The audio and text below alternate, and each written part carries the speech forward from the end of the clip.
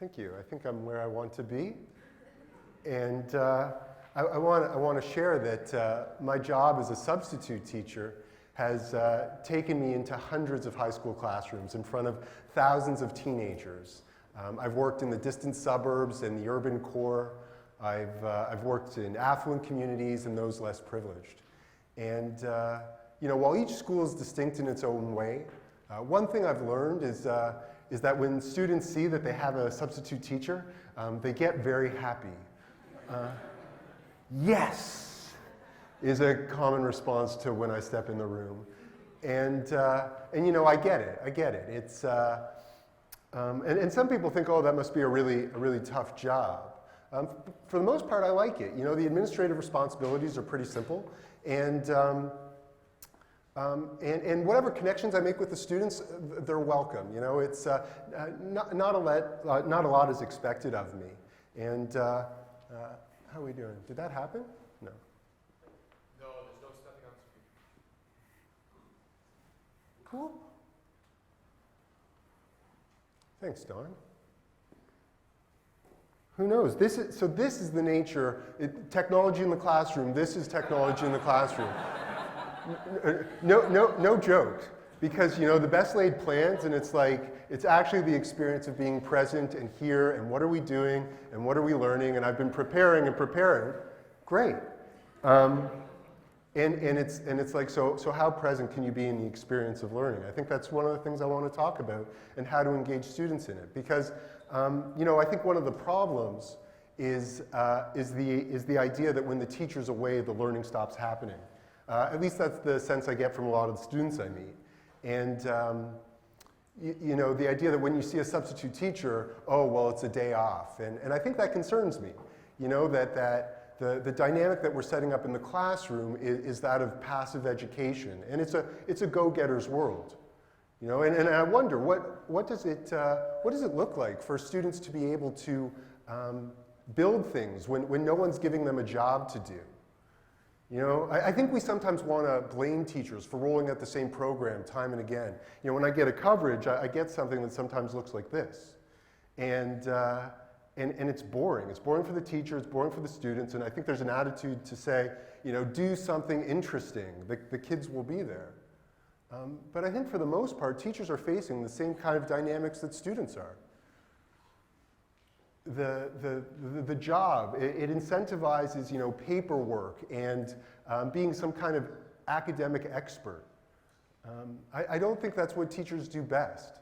In my experience, teachers, they have a love for learning and they care about students, but the job asks you to be some kind of gatekeeper to institutional success. Getting with the program essentially means moving towards targets that are being handed down from up high. It's no wonder that teachers roll out the same thing time and again. It's easy, and it's from a lot of perspectives, it gets the job done. I think that's one reason we're so excited about digital tools.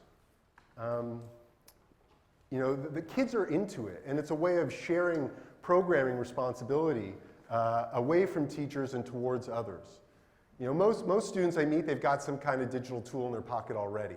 They're using it to text or surf the internet. When I ask them what they like about it, generally it's something about being easy. It's easy. Digital tools are easy. There's that pleasure of instant gratification. And for sure, I think there's no doubt how amazing and powerful digital technology can be. We can create amazing programs. But one of the things that concerns me is that maybe this is just further an entrenchment of that sort of passive model of education. I think that when adults are doing the development and the delivery, really we're competing with Nintendo for the attention of our students.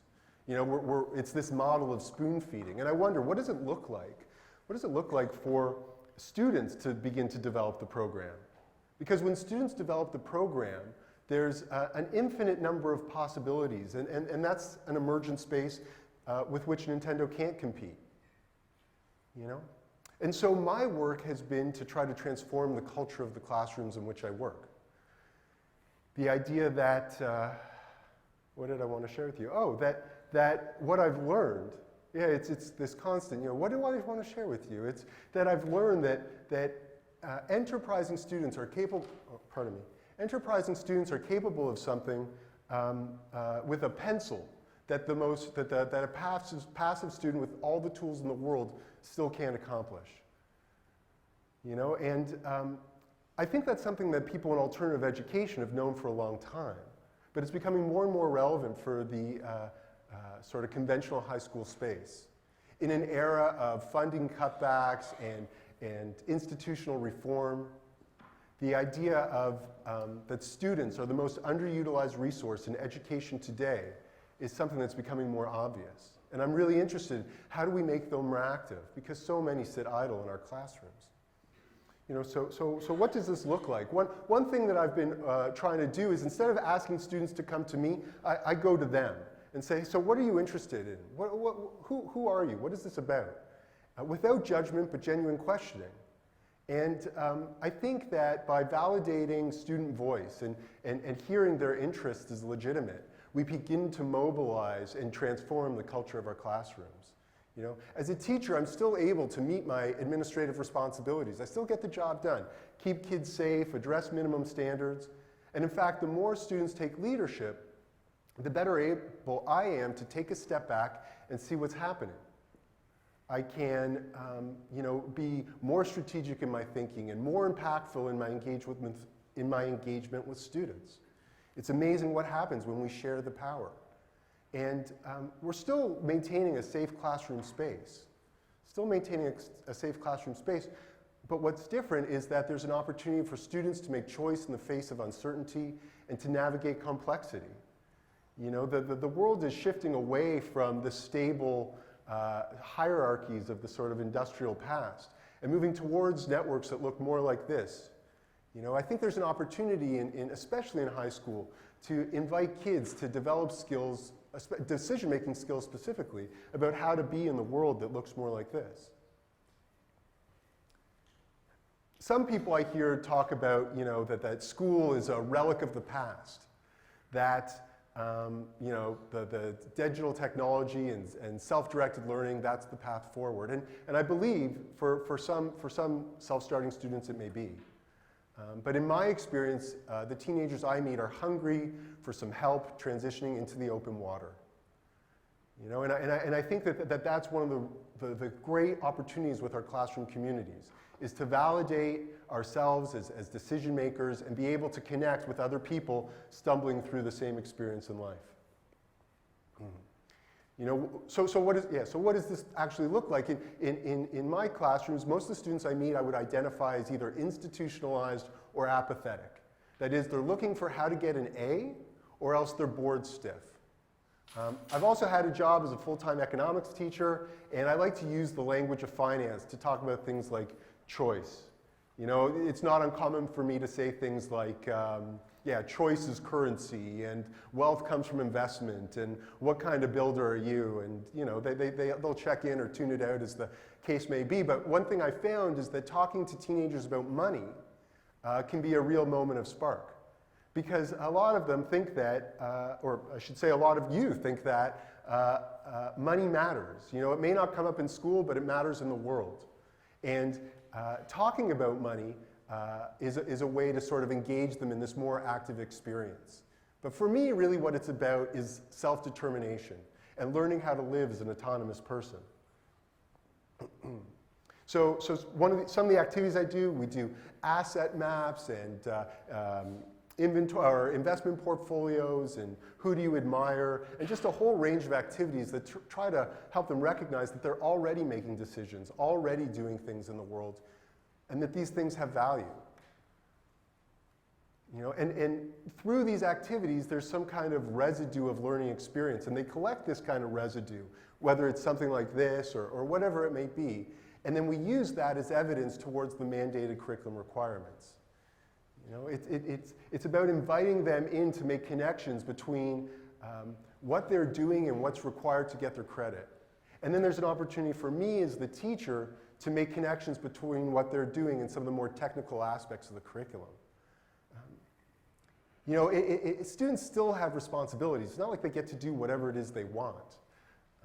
But much of what I encounter in high school today is one long series of have-to-dos, right? Read your textbook, do your assignment, here's the next have-to-do, here's the next have-to-do. It's no wonder you grow institutionalized or apathetic. But when we start to introduce get-to-dos, you know, the have-to-dos take on a different context. You know, that idea about, okay, let me wash the dishes so I can get back to that thing it was I wanted to do. You know, it can be so exciting to be able to share that. Oh yeah, I'm going to jump back for a second because I think that I realize, what am I doing here today? I think one thing that I want to do here is invite you, if you're not doing it already, to think about how would you like to shift the cultures of the learning spaces in which you work and live. You know, I think that there's a real opportunity here, and if I've learned anything, I think that there's just a simple premise, is looking for opportunities to say yes to the productive inclinations of students. Can we play a game? Yes. Can we go for a walk? Yes. It's a simple intervention that can really begin to change everything. So how do you humanize the institutional classroom and still meet administrative mandates? Well, I've got three things that I try to do. One is help students recognize that they have things that they want to do. The second is to help them begin to learn curriculum design. In Ontario, it's not that complicated. It's the same kindergarten to grade 12. And then we develop tools that they can use to collect their learning evidence that they'll later use to demonstrate they've met the objectives.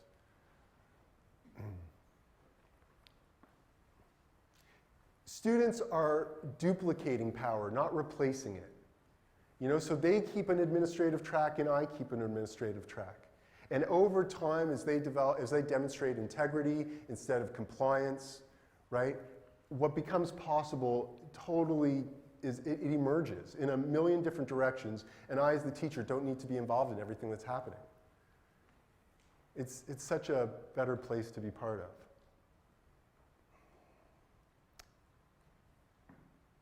Yeah, I guess it doesn't have to be complicated. It's just messy. And so this is a picture that a student took of something that I put up on the board. And you can see it's not as nice as the picture I might have taken. But of course, when I'm the one taking the picture, I'm the one who's learning. And so this is what it looks like for students to learn. You know, for many years, textbook companies have been delivering programs to help teachers deal with their administrative requirements. And now I think digital technologies are looking to get involved in the same game. And I think that's great when it comes to raising the floor on failure and addressing minimum requirements. But when we invite students to be part of that process, you know, part of the educational design, you know, not only does it help them develop really essential life skills, but it makes learning more relevant, and it also helps ease the administrative burden on teachers. When we stop enforcing the agenda and start asking students what it is they want to build, the classroom becomes a place that offers more value for all stakeholders.